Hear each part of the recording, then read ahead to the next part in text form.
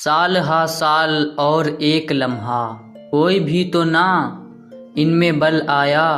खुद ही एक दर पर मैंने दस्तक दी, खुद ही लड़का समय निकल आया।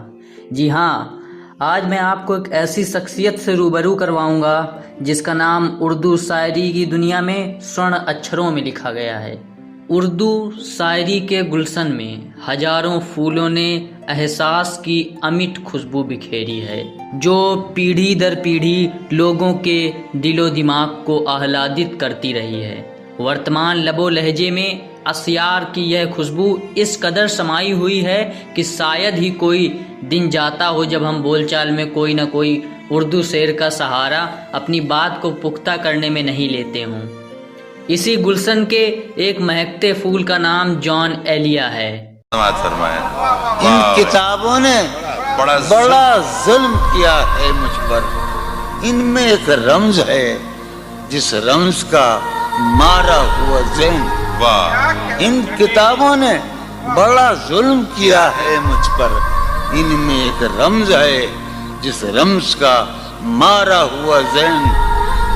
इशरते इन किताबों ने बड़ा जुल्म किया है मुझ पर। इनमें एक रमज है, एक रमज है, एक रमज है जिस रमज का मारा हुआ ज़हन मुश्दए इशरते अंजाम नहीं पा सकता। जिंदगी में कभी आराम नहीं। क्या वर्तमान दौर के इस मकबूल शायर का जन्म 14 दिसंबर 1931 को उत्तर प्रदेश के अमरोहा में रहने वाले एक संभ्रांत परिवार में हुआ था। जॉन साहब के पिता का नाम अल्लामा शफीक हसन एलिया था, जो जाने माने विद्वान, शायर और भविष्यद्रष्टा थे। अल्लामा की सबसे छोटी औलाद जॉन एलिया साहब के अतिरिक्त इनके बड़े भाई रईस अमरोही जाने माने शायर, पत्रकार और डॉक्टर थे तथा मानव मूल्यों के बड़े हिमायती थे। बाद में रईस साहब की पाकिस्तान में किसी सिरफिरे धार्मिक कट्टरपंथी द्वारा हत्या कर दी गई।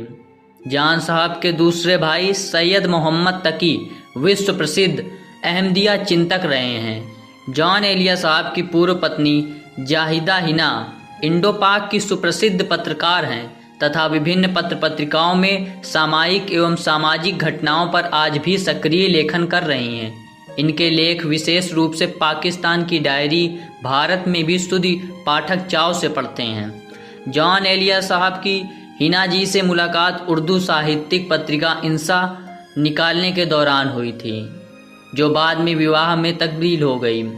इस विवाह से जॉन साहब को 2 पुत्रियां और 1 पुत्र रत्न प्राप्त हुए, परंतु बाद में अप्रिय परिस्थितियों के चलते दोनों के बीच 1984 में विवाह विच्छेदन हो गया। तलाक के बाद तबीयत से ही सारे जहां में खफा जॉन एलिया अवसाद में रहने लगे। उर्दू शायरी का यह देवदास अत्यधिक सुरापान करने और खुद को बर्बाद करने के नए नए बहाने तलाशने लगा। जॉन साहब ने पैदाइशी रूप में संवेदनशील होने के अतिरिक्त घर में सुसंस्कृत और सभ्य माहौल होने के कारण 8 साल की उम्र में ही पहला शेर कह लिया था। किशोरा अवस्था आते आते, जैसा कि अक्सर होता है बाली उम्र में होता है, वे एक ख्याली प्रेमिका सोफिया के सपने देखने लगे और उसी में जीने लगे। इसी दौर में देश के शासक अंग्रेजों से उनकी नफरत भी उभरने लगी थी और साम्यवादी विचारधारा उन्हें खासी प्रभावित करने लगी थी। उनके नज़दीकी रिश्तेदार सईद मुमताज के अनुसार जॉन एलिया की भाषाओं में खासी रुचि थी। बचपन में मदरसे से जहां उन्होंने अरबी फारसी का ज्ञान प्राप्त किया, आगे अध्ययन के दौरान अंग्रेजी में धारा प्रवाह बोलने लगे और हिब्रू और संस्कृत भी चलती फिरी सीख ली। 1947 में देश के टुकड़े होने पर जॉन का दिल भी खासा टूटा। वे साम्यवादी विचारधारा के पोषक होने के कारण धर्म के आधार पर बंटवारे के घोर विरोधी थे और हर हाल भारत में ही रहना चाहते थे।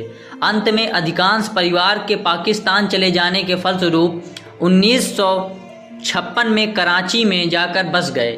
अपने आखिरी समय आने तक वे अपने जन्म के शहर अमरोहा को बहुत प्यार से याद करते रहे।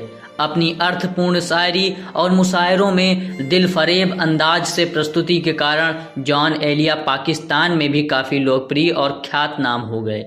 विधा के गंभीर जानकारों के अनुसार परंपरागत उर्दू शायरी की ज़मीन पर रहते हुए जॉन एलिया को सदा जीवन में आदर्श की तलाश रहती थी।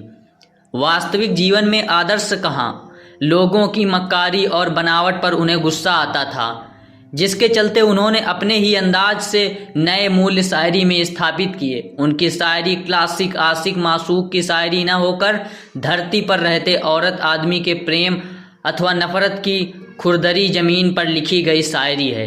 जॉन एलिया का विरह भी आज के आदमी का है, जो बादलों को संदेशवाहक बनाने के बदले मासूक से सीधा मुखातिब होता है। उनका कलाम समाज द्वारा स्थापित मूल्यों के विरुद्ध गुस्से और अपनी जिद के आगे न झुकने की शायरी है। अंततः उनकी यही हठधर्मी उनके टूटने का कारण भी बनी लगती है। तल्ख हालात और अपनी तबीयत की संवेदना के कारण जॉन एलिया साहब खुले अराजकतावादी शून्यवादी हो गए थे, जिनकी सदा अपने परिवेश से लड़ाई रहने लगी थी। बात तो बताओ मुझे, आज एक बात तो बताओ मुझे, जिंदगी ख्वाब क्यों दिखाती है? आज एक बात तो बताओ मुझे, जिंदगी ख्वाब क्यों दिखाती है? क्या सितम है कि अब तेरी सूरत, क्या सितम है, क्या सितम है गौर करने पे याद आती है। बहुत अच्छा था, सितम है कि अब तेरी सूरत, कोई जवाब नहीं। क्या सितम है कि अब तेरी सूरत, क्या कहने भाई, वाह वाह वाह, सुभान अल्लाह, सुभान अरे क्या सितम है वाह वाह, कि अब तेरी सूरत गौर करने पे याद आती है। कौन इस आखिर शेर है कि कौन इस घर की देखभाल करे, कौन इस घर की देखभाल करे, रोज एक चीज टूट जाती है। कौन इस घर की देखभाल करे, क्या कहने का, सुभान अल्लाह। अपने अच्छे समय में शायरी के अतिरिक्त उनके द्वारा इस्माइलिया सेक्ट पर बहुत शोधपूर्ण कार्य के साथ अन्य साहित्यिक रचनाओं का अनुवाद भी किया गया। जॉन एलिया साहब खूब लिखते थे, पर उनकी फक्कड़ तबीयत, अलमस्त जीवन शैली और हालत से समझौता न करने की आदत के कारण उनकी पहली पुस्तक शायद मंजर ए आम तक 1991 में ही आ सकी। इसके प्रकाशन में खुद जॉन एलिया साहब ने खूब ढिलाई की और रचनाओं के चयन में ही 10 से अधिक संकलन की एडिटिंग में ही 5 वर्ष लगा दिए। खुद जॉन एलिया साहब का अपने कलाम के बारे में क्या नज़रिया था, देखिए। अपनी शायरी का जितना मुंकिर मैं हूँ, उतना मुंकिर मेरा कोई बदतरीन दुश्मन भी ना होगा। कभी कभी तो मुझे अपनी शायरी बुरी बेतुकी लगती है, इसलिए अब तक मेरा कोई मंजुआ साए नहीं हुआ, और जब तक खुदा ही साए नहीं कराएगा उस वक्त तक साए होगा भी नहीं। नज़दीकी मित्रों की काफ़ी समझाइश से ही जान साहब ने पुस्तक का मसौदा फाइनल किया। यह दिलजला शायर तब तक तिल तिल मरता हुआ जिंदा लाश बन चुका था। इस अनूठे शायर, विद्वान और मनीषी को तल्ख हालात ने पहले ही घायल किया हुआ था। उस पर हद दर्जे के मदिरापान ने कोड़ पर खाज का काम कर उन्हें अर्धविक्षिप्त सा बना दिया था। मुशायरों और काव्य गोष्ठियों में जाना लगभग बंद करके यह शायर अपने आप में ही सिमट कर रह गया था। अगर किसी महफिल में पहुँचे भी तो नशे में चूर बेहाल खुद ही अपने मेंटल होने का ऐलान करते हुए। उनकी पुस्तक शायद को लोगों ने हाथों हाथ लिया, पढ़ा और सराहा। किताब के 9 संस्करण जल्द ही निकल गए। इससे जॉन एलिया साहब की लोकप्रियता का अंदाज़ा लगाया जा सकता है, पर जॉन एलिया से तो किस्मत नाराज सदा से थी।